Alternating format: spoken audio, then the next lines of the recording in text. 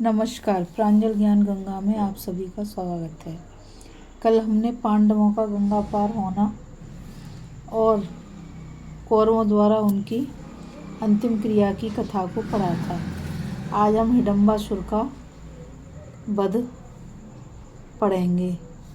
तो चलिए कथा शुरू करते हैं। अब वैशंपायन जी कहते हैं, जन्मेजय, जिस वन में युधिष्ठिर आदि सो रहे थे उससे थोड़ी ही दूर पर एक शाल वृक्ष था। उस पर हिडम्बासुर बैठा हुआ था। वह बड़ा क्रूर, पराक्रमी एवं मांसभक्षी था। उसके शरीर का रंग एकदम काला, आंखें पीली और आकृति बड़ी भयानक थी। दाढ़ी, मूछ और सिर के बाल लाल लाल थे तथा बड़ी बड़ी दाढ़ों के कारण उसका मुख अत्यंत भीषण था। उस समय उसे भूख लगी थी। मनुष्य की गंध पाकर उसने पांडवों की ओर देखा और फिर अपनी बहन हिडिंबा से कहा, बहन, आज बहुत दिनों के बाद मुझे अपना प्रिय मनुष्य मांस मिलेगा। जीभ पर बार बार पानी आ रहा है। आज मैं अपनी डाढ़ें उनके शरीर में डुबा दूंगा और ताज़ा ताज़ा गर्म खून पीऊंगा। तुम इन मनुष्यों को मारकर मेरे पास ले आओ, तब हम दोनों इन्हें खाएंगे और ताली बजा बजा कर नाचेंगे। अपने भाई की आज्ञा मानकर वह राक्षसी बहुत जल्दी जल्दी पांडवों के पास पहुंची। उसने जाकर देखा कि कुंती और युधिष्ठिर आदि सो रहे हैं, लेकिन महाबली भीमसेन जग रहे हैं। भीमसेन के विशाल शरीर और परम सुंदर रूप को देखकर हिडिंबा का मन बदल गया और वह सोचने लगी, इनका वर्ण श्याम है, बाहें लंबी हैं, सिंह के समान कंधे हैं, शंख की तरह गर्दन है, कमल से सुकुमार नेत्र हैं, रोम रोम से छवि छिटक रही है। अवश्य ही मेरे पति होने योग्य हैं। मैं अपने भाई की क्रूरतापूर्ण बात नहीं मानूंगी, क्योंकि भातृ प्रेम से बढ़कर पति प्रेम है। यदि इन्हें मारकर खाया जाए तो थोड़ी देर तक हम दोनों तृप्त रह सकते हैं, परंतु इनको जीवित रखकर तो मैं बहुत वर्षों तक सुख भोग कर रह सकती हूँ। यह सोचकर हिडिंबा ने मानुषी स्त्री का रूप धारण किया और धीरे धीरे भीमसेन के पास गई।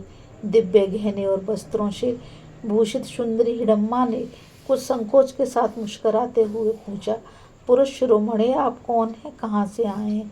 ये सोने वाले पुरुष कौन हैं? ये बड़ी बूढ़ी स्त्री कौन है? और ये लोग इस घोर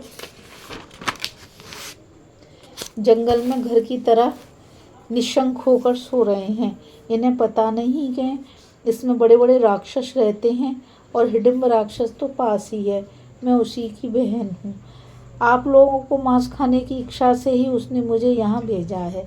मैं आपके देवोपम सौंदर्य को देखकर मोहित हो गई हूँ। मैं आपसे शपथ पूर्वक सत्य कहती हूँ कि आपके अतिरिक्त और किसी को अब अपना पति नहीं बना सकती। आप धर्मज्ञ हैं, जो उचित समझ करें। मैं आपसे प्रेम करती हूँ, आप भी मुझसे प्रेम कीजिए। मैं इस नरभक्षी राक्षस से आपकी रक्षा करूंगी और हम दोनों सुख से पर्वतों की गुफा में निवास करेंगे। मैं स्वेच्छा से आकाश में भी विचर सकती हूँ। आप मेरे साथ अतुलनीय आनंद का उपभोग कीजिए। भीमसेन ने कहा, अरे राक्षसी, मेरी माँ, बड़े भाई और छोटे भाई सुख से सो रहे हैं। मैं इन्हें तो छोड़कर राक्षस का भोजन बना दूं और तेरे साथ काम कीड़ा करने के लिए चला चलूं? यह भला कैसे हो सकता है? हिडिंबा ने कहा, आप जैसे प्रसन्न होंगे मैं वही करूंगी। आप इन लोगों को जगा दीजिए, मैं राक्षस से बचा लूंगी। भीमसेन बोले, वाह वाह, यह खूब रही। मैं अपने सुख से सोई हुए भाई और माँ को दुरात्मा राक्षस के भय से जगा दूं? जगत का कोई भी मनुष्य, राक्षस अथवा गंधर्व मेरे सामने ठहर नहीं सकता। सुंदरी, तुम जाओ या रहो, मुझे इसकी कोई परवाह नहीं। इधर राक्षस राज हिडिंब ने सोचा कि मेरी बहन को गए बहुत देर हो गई, इसलिए उस वृक्ष से उतर गए पांडवों की ओर चला। उस भयंकर राक्षस को आते देखकर हिडिंबा ने भीमसेन से कहा, देखिए देखिए, वह नरभक्षी राक्षस क्रोधित होकर इधर आ रहा है। आप मेरी बात मानिए, मैं स्वेच्छा अनुसार चल सकती हूँ। मुझे राक्षस बल भी है। मैं आपको और इन सबको लेकर आकाश मार्ग से उड़ चलूंगी। भीमसेन बोले, सुंदरी, तू डर मत। मेरे रहते कोई राक्षस इनका बाल बांका नहीं कर सकता। मैं तेरे सामने से मार डालूंगा। देख, मेरी यह बाँह और मेरी यह जांघ, ये क्या कोई भी राक्षस इनसे पिस जाएगा। मुझे मनुष्य समझकर तू मेरा तिरस्कार न कर। इस तरह की बातें हो ही रही थी कि उन्हें सुनता हुआ हिडम्ब वहां पहुंचा। उसने देखा मेरी बहन तो मनुष्यों का सा सुंदर रूप धारण करके खूब बन ठनकर और सज धज कर भीमसेन को पति बनाना चाहती है। वह क्रोध से तिलमिला उठा और बड़ी बड़ी आंखें फाड़कर कहने लगा, अरे हिडम्बा, मैं इनका मांस खाना चाहता हूँ और तू इसमें विघ्न डाल रही है। धिक्कार है, तूने हमारे कुल में कलंक लगा दिया। जिनके सहारे तूने ऐसी हिम्मत की है, देख मैं तेरे सहित उन्हें अभी मार डालता हूँ। यह कहकर हिडिंब दांत पीसता हुआ अपनी बहन और पांडवों की ओर झपटा। भीमसेन ने उसे आक्रमण करते हुए देखकर डांटते हुए कहा, ठहर जा, ठहर जा मूर्ख, तू इन सोते हुए भाइयों को क्यों जगाना चाहता है? तेरी बहन ने ही ऐसा क्या अपराध कर दिया है? हिम्मत हो तो मेरे सामने आ, तेरे लिए मैं अकेला ही काफी हूँ। तू स्त्री पर हाथ ना उठा। भीमसेन ने बलपूर्वक हंसते हुए उसका हाथ पकड़ लिया और वे उसको वहां से बहुत दूर घसीट ले गए। इसी प्रकार एक दूसरे को कसते पसकते तने और दूर चले गए और वृक्ष उखाड़ उखाड़ कर गरजते हुए लड़ने लगे। उनकी गर्जना से कुंती और पांडवों की नींद खुल गई। उन लोगों ने आँख खुलते ही देखा कि सामने परम सुंदरी हिडम्बा खड़ी है। उसके रूप सौंदर्य से विस्मित होकर कुंती ने बड़ी मिठास के साथ धीरे धीरे कहा, सुंदरी तुम कौन हो? यहाँ किस लिए, कहाँ से आई हो? हिडम्बा ने कहा, यह जो काला काला घोर जंगल है, यही मेरा और मेरे भाई हिडिंब का वासस्थान है। उसने मुझे तुम लोगों को मार डालने के लिए भेजा है। यहाँ आकर मैंने तुम्हारे परम सुंदर पुत्र को देखा और मोहित हो गई। मैंने मन ही मन उनको पति मान लिया है और उन्हें यहाँ से ले जाने की चेष्टा की, परंतु वे विचलित नहीं हुए। मुझे देर करते देख मेरा भाई स्वयं यहाँ चला आया और उसे तुम्हारे पुत्र घसीटते हुए बहुत देर दूर ले गए। देखो, इस समय वे दोनों गरजते एक दूसरे को रगड़ रहे हैं। हिडम्बा की यह बात सुनते ही चारों पांडव उठकर खड़े हो गए और देखा कि वे दोनों एक दूसरे को परास्त करने की अभिलाषा से बड़े हुए हैं। भीमसेन को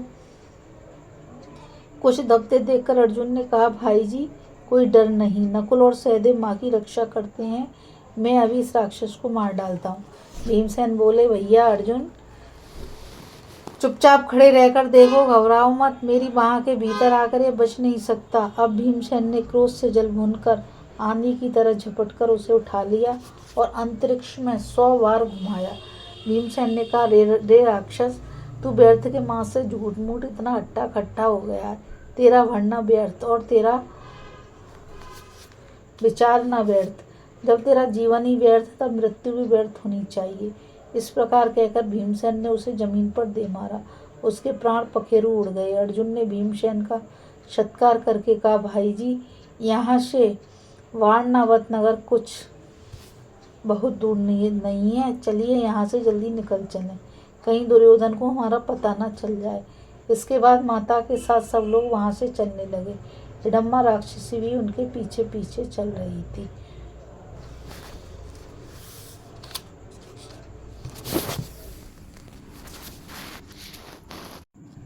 अभी हम हिडम्बासुर के वध की कथा सुन रहे थे। इस कथा में बस इतना ही।